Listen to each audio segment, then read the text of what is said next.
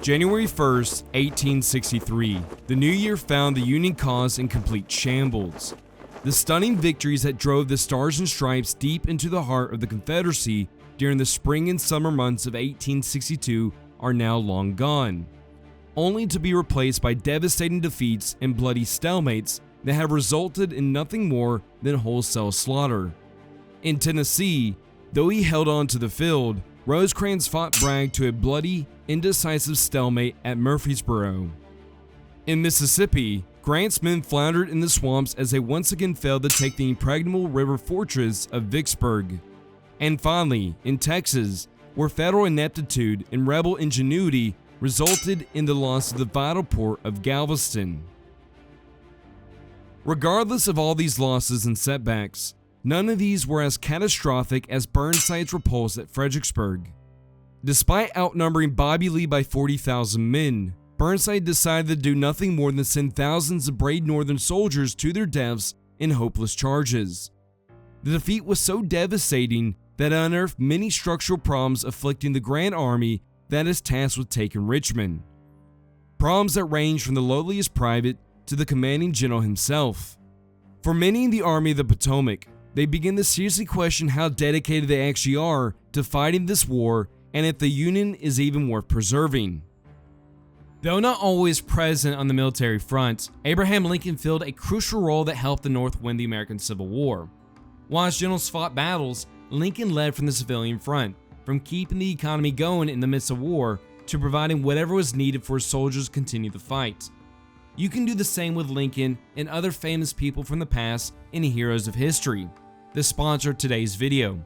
The reason why I chose to partner with Heroes of History is that they give me the ability to choose from a variety of famous individuals, such as Ulysses S. Grant, Jeanne d'Arc, and El Cid, that helped me win.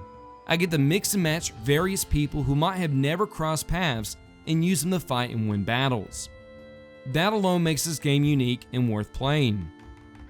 The best part is, right now, from March 11th to April 28th, there's a huge in-game event, Ancient Egypt, where players get to join Cleopatra in the Valley of Kings and defend the Egyptian timeline. Here you get to use event-limited heroes and face the Egyptian god Anubis. To help prepare you for this fight, use my personal link in the description or scan the QR code to download the game and get the exclusive Anubis Awakening Starter Pack. See you on the battlefield, time traveler. Thanks again to Heroes of History for sponsoring this video. To add insult to injury, Lincoln's prized Emancipation Proclamation has now gone into full effect. Many soldiers grumble at the idea of risking their own lives to set the slaves free, as they believe they signed up to only preserve the country. Some outright condemn the proclamation, like 75th Ohio's Lieutenant Colonel Robert A. Constable, whose discharge followed his public denouncement, declaring, "I did not come out to fight to free the damned Negro," while others, who are seeing which way the wind is blowing, decided they had enough. Hundreds of men desert the army by the day, preferring life on the run to fighting and dying for the slaves. Thus, by the end of January, over 25,000 men would desert their post, a size larger than the 6th Corps, the Army's largest corps. If all the moaning and groaning among the lower ranks was not enough, Burnside is facing a full-blown revolt by his own generals. Led by Major Generals William B. Franklin and William F. Baldy Smith, they clamor for the reinstatement of Major General George B. McClellan to Army command. His disciples, chiefly among the Army's old guard, are disaffected by Burnside's poor performance at Fredericksburg and desire to see their savior return the dispirited army back to his glory days on the peninsula, while other generals like Major General Joseph Hooker prefer other, more qualified candidates. Seeing the problems build up against him, Burnside meets with Lincoln and his cabinet to plan his moves in early January. But the meeting does little more than prove to him that the administration sees little encouragement in his leadership capabilities. Burnside, seeing that neither the country nor the army has confidence in him, tenders his resignation. Lincoln, however, with no better candidates to replace him, refuses to accept. Unable to get out of his post, Burnside tries his best to assuage his lieutenant's worries, but it is all for naught. These talks actually worsened Burnside's situation, with Major General George G. Meade despairing to his wife, "God only knows what has become of us and what will be done." On January 20th, Burnside, though up against the wall, decides on one last grand attempt to revive both his reputation and the army's morale. Burnside devises a plan to distract Lee at Fredericksburg by sending a small force to repeat the crossings in front of the town, while the rest of his men march west and cross at U.S. Ford. From there, he can circle around and attack the Confederates on their exposed left flank and rear. If all goes to plan, Lee won't realize what is happening until it's too late. Once his plan is set, he sends an address to his men, which declares, "The commanding general announces to the Army of the Potomac that they are about to meet the enemy at once more." To make matters worse, this march will be led by Burnside's most vocal detractors, Franklin and Hooker. These generals have vocalized their complaints to the extent that the entire army is demoralized and believes that the chances of success are beyond reach. To add on to the mountain of problems afflicting the army, it begins to rain, and rain a lot. For over 2 days, the Army of the Potomac is inundated with rain, turning the roads into seas of mud and rivers into impassable quagmires. The foot soldiers struggle to move, guns get stuck, and various equines disappear in the muddy pits, never to be seen again. Watching the Federals struggle are Lee's jeering Confederates across the river, who are enjoying themselves to the utmost as they taunt the disparaged Northerners, with some even painting signs, making fun of their struggle, such as "Burnside stuck in the mud." By January 23rd, Burnside realizes the futility of the march and sends his men back to their camps. The return is just as hard as the advance, and many just outright abandon their gear so they can get out of the mud. The experience was so demoralizing to all those involved that they sarcastically called it the Mud March. Many would refer to it as one of the lowest points in their entire military career, while others wonder if anything could ever be worse. Lieutenant Henry Ropes of the 20th Massachusetts wrote that, "The troops are in a dreadful state. General Burnside has brought the army to the verge of mutiny and the country to the worst case it has ever been in."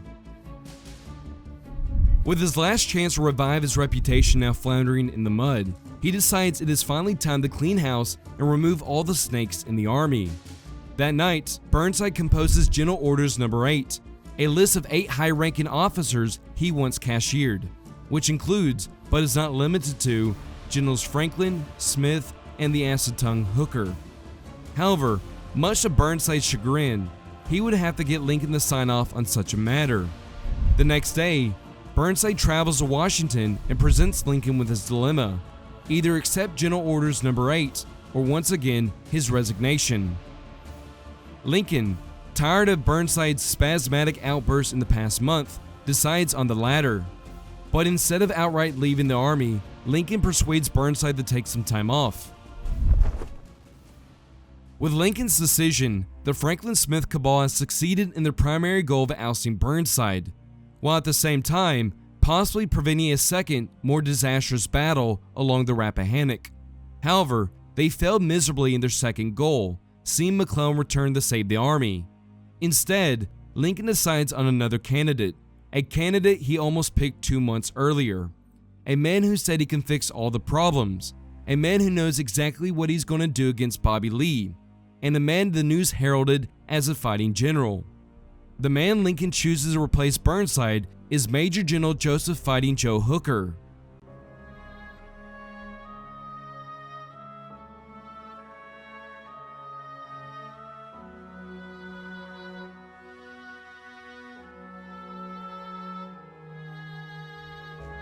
Unlike the chaos that has engulfed the Army of the Potomac, the Confederate Army in Northern Virginia is riding high with enthusiasm.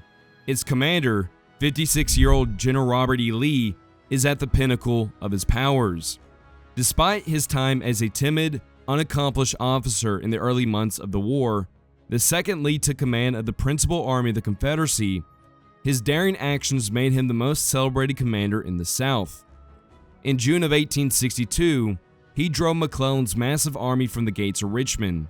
In August, he made short work of the contemptuous Pope at Second Manassas. In September, he fought McClellan's overwhelming horde to a standstill at Antietam, and in December, his men mauled Burnside at Fredericksburg. Now, with the turn of 1863, Lee is confident that his men will easily smash the invading Northerners again.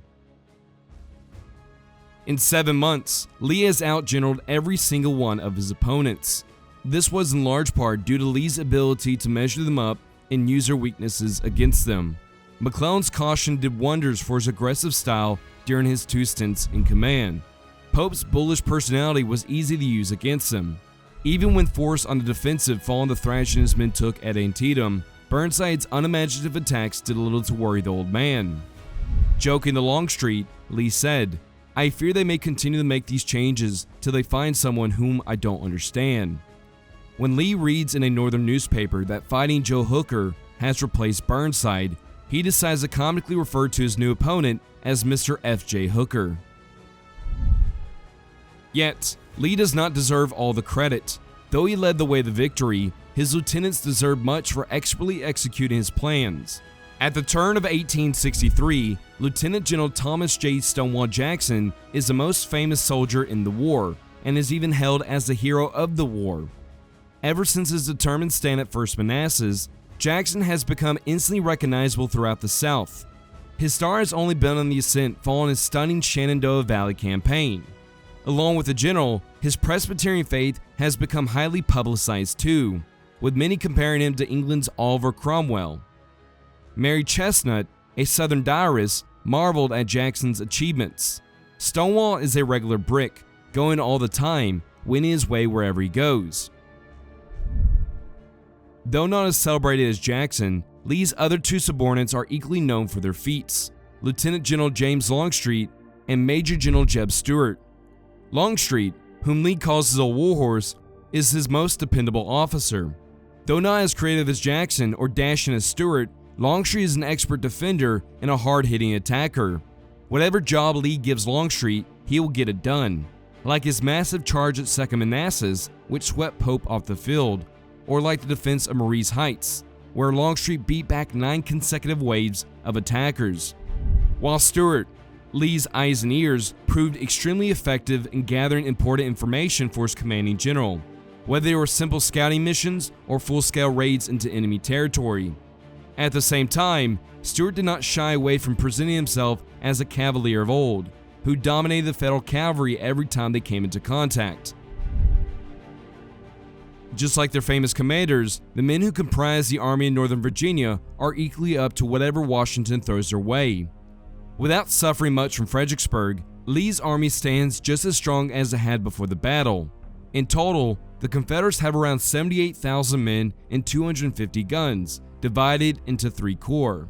Each of Lee's commanders, Longstreet, Jackson, and Stuart, remain at the heads of the 1st, 2nd, and Cavalry Corps, respectively.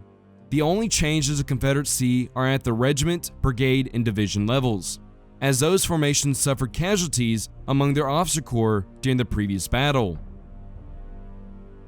Unlike their Yankee counterparts, who are sinking into despair, the Confederates are filled with optimism. With all the success their countrymen have achieved in the past month, the Southern men are gleefully waiting for more stunning victories to come in 1863, hoping and praying that this will be the year that finally determines the war once and for all. But until then, the warm-blooded soldiers will have to face the cruel Virginian winters. When the first snowfall hits the Rappahannock Valley in January, the Southern soldier energetically burrows into the ground like groundhogs, hiding away from the freezing air.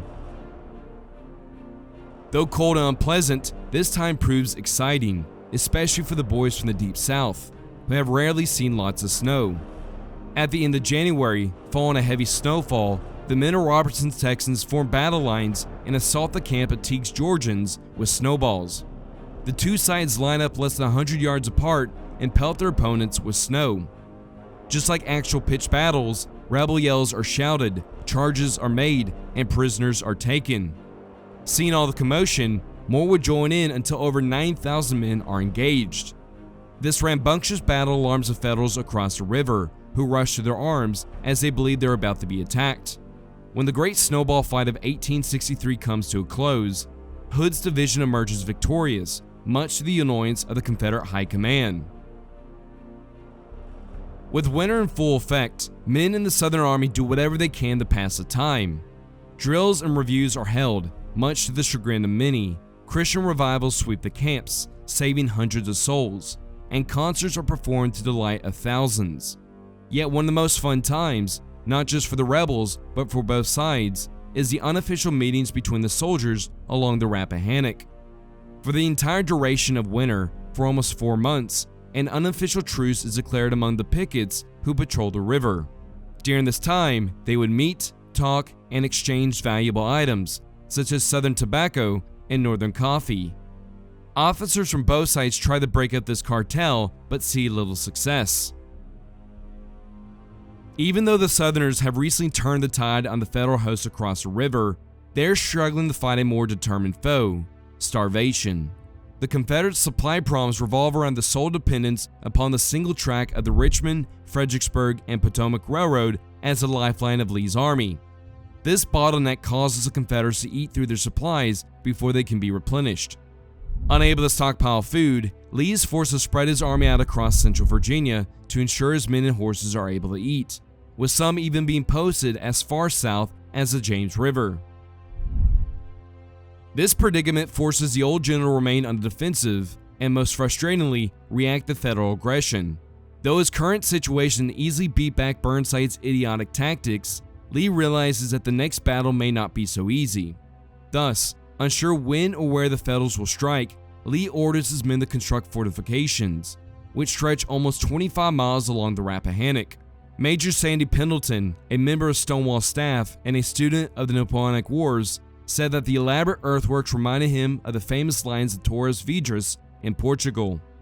If the Federals ever attack, Pendleton boasts that they would deal death broadcasts to the Yankees should their curiosity tempt them to investigation. Yet, until conditions improve, the army gathered, and enough supplies stockpiled, Lee can do nothing more than sit on his hands. Writing to his wife, Lee says, "I do not know what more they'll do, but am waiting on them. I owe Mr. F.J. Hooker no thanks for keeping me here in this state of expectancy."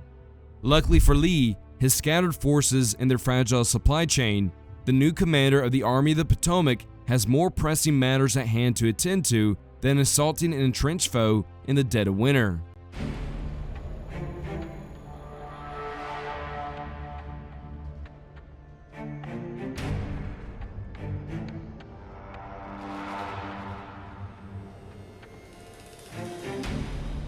On January 26, 1863, 48-year-old Major General Joseph Fighting Joe Hooker assumes command of the dispirited Army of the Potomac. Unlike his predecessor, Hooker's reputation precedes him, and he embodies everything that Lincoln desires in a general to lead the nation's principal army to victory. Hooker is confident, cocky, and a ladies' man. Besides his disdain for his nickname, he truly is a fighting general, unlike any of the men who had previously held the position. Now, with the reins in his hands, Hooker's ready to prove to the entire nation that he is the right man for the job. Hooker, like many other ranking officers, has dedicated his life to the Army. After graduating from West Point in 1837, Hooker was shipped off to fight the Seminoles. Then, during the Mexican-American War, he would serve as a staff officer for both Generals Taylor and Scott. In 1861, when he received news that the war between the states had broken out, Hooker was serving in the California militia. Rushing to Washington, he witnessed a rout at First Bull Run and quickly clamored for a commission. In 1862, he joined McClellan on his Peninsula campaign and performed handsomely at Williamsburg and Seven Pines. At Second Manassas, Pope forced him to slaughter his troops in pointless attacks. Meanwhile, at Antietam, he drove in Stonewall's lines to the point of breaking. Finally, at Fredericksburg, as commander of the Center Grand Division, he stormed Marye's Heights, trying to satisfy Burnside's impossible demands. Just as Hooker was dependable as a field officer, he was just as dependable in airing his criticisms of his commanders. During each of his subordinate roles, Hooker has criticized almost everything about his commanders to the point that it damaged his own reputation. He called McClellan too cautious, Pope bloodthirsty, and Burnside incompetent. It was during Burnside's command that Hooker really let his opinions be known, a fact that really disturbed Lincoln when he was deciding who would be the next to lead the army. Especially when Hooker said that the country needs a dictator to lead the North to victory. Despite everything said, Lincoln hopes that Hooker will achieve military success. The next day, Hooker hits the ground running to revitalize the army. First things first, he unshackles himself from the duty of defending the capital, which he deems an anchor. Next, he sends Burnside's loyal 9th Corps to the peninsula, along with some of the ringleaders of the general's revolt. After that, Burnside's unwieldy grand divisions are dismantled, and those top generals are shuffled out of the way. Of the other three, Franklin leads with the 9th Corps. Sumner, tired of all the croaking, decides to retire, and Sigel refuses to accept the demotion back to Corps command and resigns. Seeing how the Confederate cavalry has dominated the scene, Hooker decides to replicate their structure and group all of his cavalry into a single corps. Finally, and one of the most important, Hooker selects Colonel George H. Sharp to create and lead the Bureau of Military Intelligence, charged with gathering information on the enemy. The army itself sees a splattering of changes in its structure as well. The Army of the Potomac, shedding a lot of excess weight, has become a leaner and more agile force. In total, Hooker's army now consists of 133,868 men and 413 guns, divided into 8 corps. The 1st Corps continues to be led by Reynolds. Couch retains his 2nd Corps. Against the wishes of many, Major General Daniel Sickles replaces Stoneman as the 3rd Corps commander. Both Meade and Sedgwick retain their commands of the 5th and 6th Corps, respectively. Major General Oliver O. Howard, alien to the German majority 11th Corps, is nevertheless placed in command, while Slocum continues to lead his 12th Corps. Finally, the Army's brand new formation, the Cavalry Corps, is given to Stoneman. Along with all the promotions and placements, Hooker first wanted Brigadier General Charles P. Stone to be his chief of staff, but Stone has rotted in prison since being scapegoated for the disaster that was Ball's Bluff, and Stanton is having none of it. Unable to get Stone, Hooker instead pivots to Major General Daniel A. Butterfield. Butterfield has shown his expertise in military administration, and as an outsider to the elite circles, proves to be Hooker's top pick for the job. Despite the majority of his top commanders lacking extensive experience in their positions, Hooker believes that these men of merit hold qualities that will help him succeed next time they face Bobby Lee. After reforming the very structure of his army, Hooker turns his attention to improving the lives and morale of his soldiers. Burnside, during his tenure, let the conditions of his men worsen by the day, to the point that many regarded desertion as a better way of life than living in squalor in the ranks. Hooker tightens loose ends in camp, prevents would-be deserters, and grants amnesty to all those who return. Troops whose 2-year enlistments are about to expire are segregated. Fresh food is issued multiple times a week, inspections ramped up, and the supply chain is enhanced. Drills are ordered, reviews held, and lottery furloughs are handed out. To help fill the ranks, Lincoln finally succumbs to the wishes of many and signs the Enrollment Act of 1863, making all men between the ages of 20 and 45 in the North eligible for conscription, following in the steps of the Confederates who had resorted to conscription a year before. However, the largest increase in morale is due to the introduction of corps badges for the Army of the Potomac. Inspired by Major General Phil Kearny's Red Patch, Butterfield issues distinct badges for each corps to help their soldiers identify one another in the chaos of battle. Each corps will be given a different shape, while each division in those corps will get different colors of those shapes, such as red, white, and blue. When deciding badges, Butterfield looks for unique characteristics in each of the corps. For the 1st Corps, he chooses a disc. The 2nd Corps, with a nod to its large contingent of Irishmen, gets a trefoil. The 3rd Corps, in honor of Kearny, gets a diamond. The 5th Corps gets a Maltese cross, which is similar to the medals Butterfield gave to his soldiers, while the 6th Corps gets a Greek cross, the 11th Corps gets a crescent, and the 12th Corps gets a star. In little over 2 months since Hooker's ascension to Army command, Hooker has been able to effectively rid the Army of any stigma that had persisted since Fredericksburg. Now, in its place stands a rejuvenated army, ready once again to march out against its victorious foe and reclaim its lost prestige on the field of battle. This wholesale change in the atmosphere that surrounds the army is lost on no one. 2nd New Jersey's Sergeant Edmund English wrote, "I do not think it possible that such a change could have taken place for the better as had been effected in the short space of 2 months. From a dissatisfied and almost mutinous mob, we have become a good and well-disciplined army second to none. Now, with the snow melting away and the plants in bloom, it is time for the Army of the Potomac to rise from its winter camps and strike out against the defiant rebels."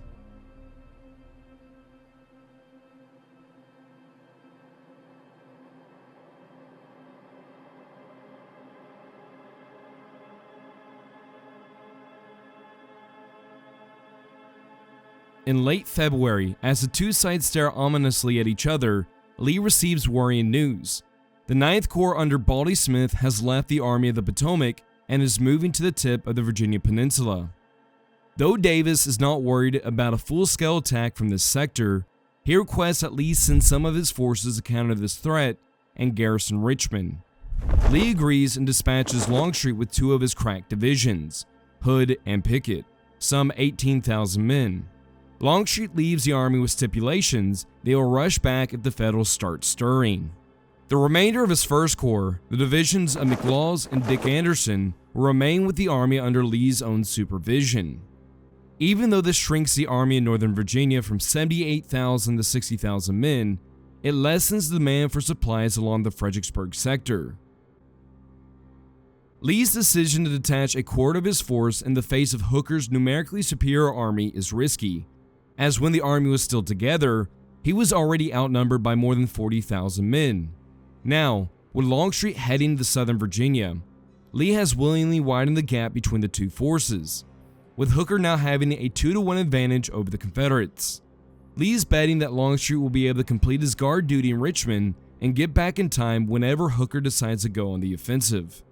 But if he does attack before Longstreet returns, Lee believes he'll easily repulse whatever Hooker throws his way. Not sure if only the 9th Corps or the entire army is moving to the peninsula, Lee sends his nephew, Brigadier General Fitzhugh Lee, on a raid across the Rappahannock at Kelly's Ford during the last week of February. During the raid, Lee captures 150 men from the division of one of his closest friends, Union Brigadier General William W. Averill. Before he returns, he leaves a note for his friend, which states, "I wish you'd put up your sword, leave my state, and go home. If you won't go home, return my visit and bring me a sack of coffee." Once Lee is back, he provides enough evidence to his uncle that the main body of the Federals is, in fact, staying put north of the river.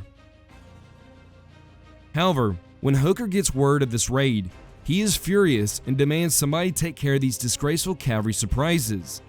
Averill, offended by his friend's actions, informs Hooker that he will take up the gauntlet. The general, wanting to test his new cavalry arm, gives Averill the chance to strike out and destroy Lee's annoying brigade. On March 17th, Averill crosses the river at Kelly's Ford and challenges his friend. Lee accepts the challenge and sends in his cavalry in headlong charges. In the midst of the fight, Stuart and his chief of artillery, the gallant Major John Pelham, join in the fray. Yet, during the fight, Pelham is struck by shrapnel and is killed. Though demoralized by Pelham's death, the Confederates manage to stall Averill's superior force, who ultimately withdraws when the light fades. Before he vacates the field, Averill leaves a sack of coffee with a note to his friend. "Dear Fitz, here's your coffee. Here's your visit. How do you like it?" Though in the grand scheme of things, Kelly's Ford was a minor battle. Regardless, the fight sent shockwaves throughout the North. Not only was it the first true cavalry versus cavalry battle, but it also turned the tide on the Confederate-dominated scene of mounted warfare. Despite losing the field at the end of the day, Averill forced the rebels to grudgingly accept that the Federal horsemen are now a force to be reckoned with. The press, on the other hand, jumps on it as soon as the word of the battle arrives. The New York Tribune, declaring after the battle, said, The rebels expressed astonishment at the splendid fighting of our cavalry. The effect of the fight upon the tone of our entire army has been admirable. With the weather warming up, Lee is itching to get back in control of events in central Virginia. For him to do this, he'll need more food than a single supply line can provide. Seeing that Longstreet is located near the untouched farms of southeastern Virginia, and the threat of the Ninth Corps vanishing, he sends his old warhorse on a foraging expedition. However, to procure the much-needed resources free from Union harassment, the federally held town of Suffolk, over 130 miles away from Fredericksburg, needs to be invested. Considering the plan, Lee agrees and gives Longstreet the go-ahead. Thus, in early April, Longstreet lays siege to Suffolk, promising Lee that he'll be done by May. All these decisions Lee is making, from sending Longstreet on foraging trips to stockpiling supplies, are part of a national strategy. Lee believes that a northward movement into Maryland, similar to his invasion from last year, will be able to help relieve federal pressures on other places, such as Charleston and Vicksburg. Yet, before he can launch his next invasion, Longstreet needs to return to the army, and Hooker needs to remain passive north of the river. If all the conditions can be met, Lee intends to assume the offensive and cross the Rappahannock on May 1st. Hopefully, this time, he will be able to make it all the way to Pennsylvania. At the same time that the Union Ninth Corps is being moved to the peninsula, the Confederate Congress has started its search to replace the Stars and Bars, its first national flag. This is in large part due to its similarity to the Stars and Stripes. Though easily recognizable during a clear, bright day, when used on the field of battle, it was too often confused with its northern cousin. Along with that, many Southerners felt it as a detested parody of the US flag and clamored for a new, completely distinct Southern creation. As the war progressed, the battle flag that waved over Lee's army and soon all Southern forces rose in popularity, to the point that many wanted it to be the very symbol that would represent the Confederacy.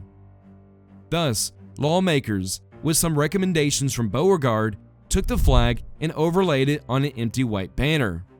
This creation will ultimately be known as the Second National Flag, but it would become more famously known as the Stainless Banner.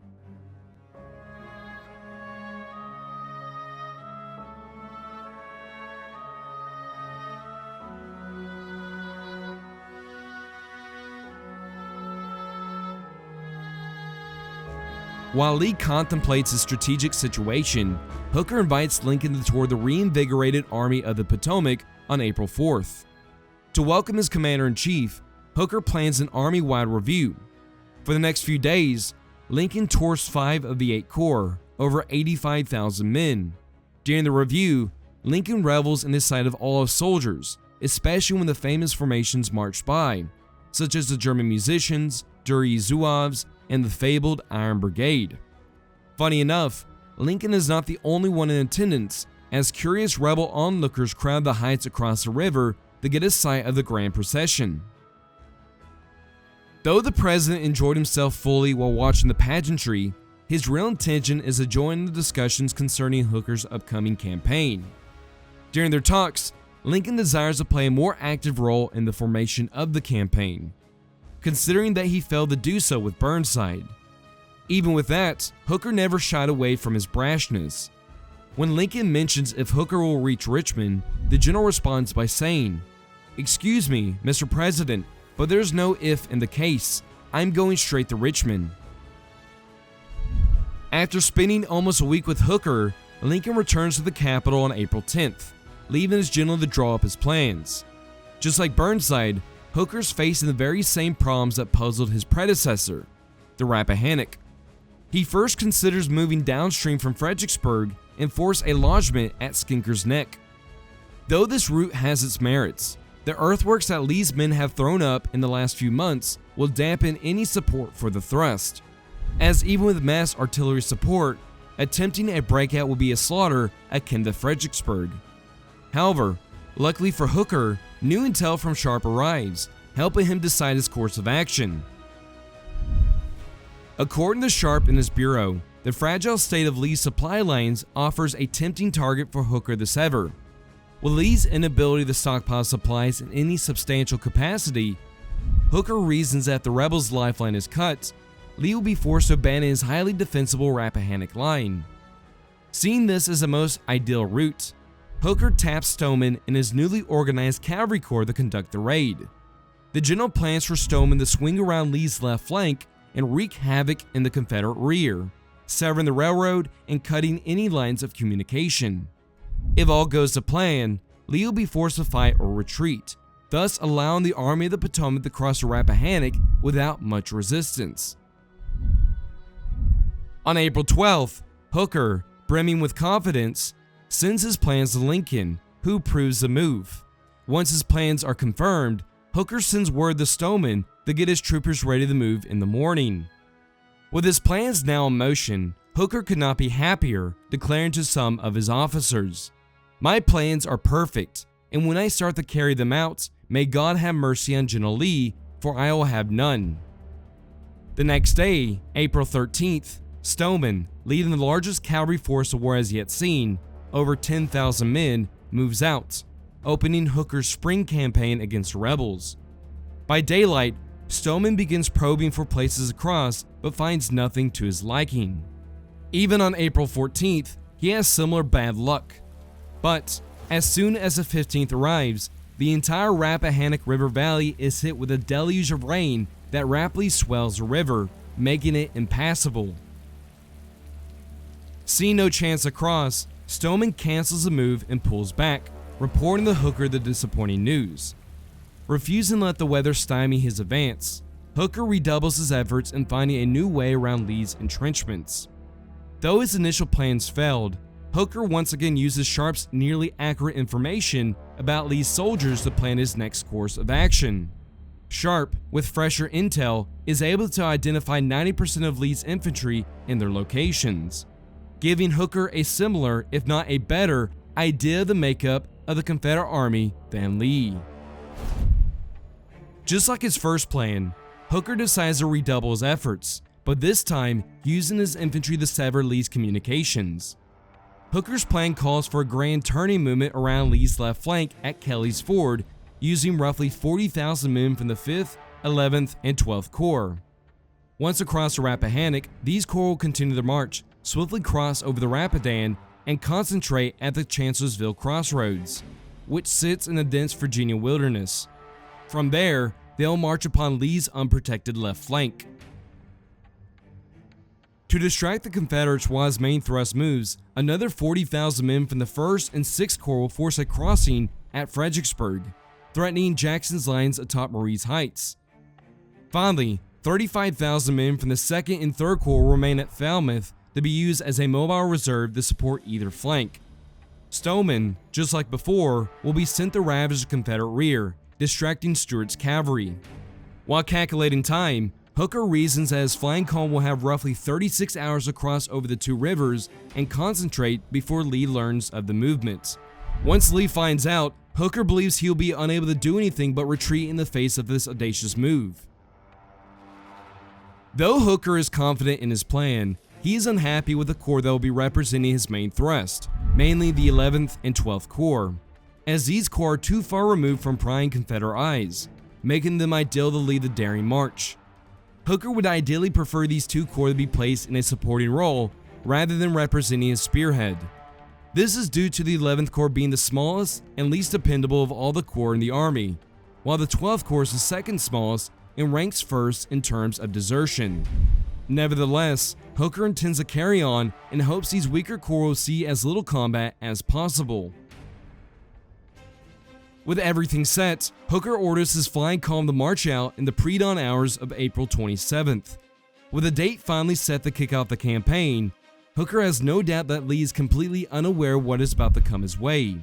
Meade, feeding off of Hooker's optimism, writes to his wife, "Hooker seems very confident of success, but lets no one into his secrets. I heard him say that not a human being knew his plans either in the Army or in Washington." Thus, as the sun begins to set on April 26, Hooker believes nothing can stop his ultimate march to victory, believing that he has an 80% chance of reaching Richmond once the two opposing forces meet.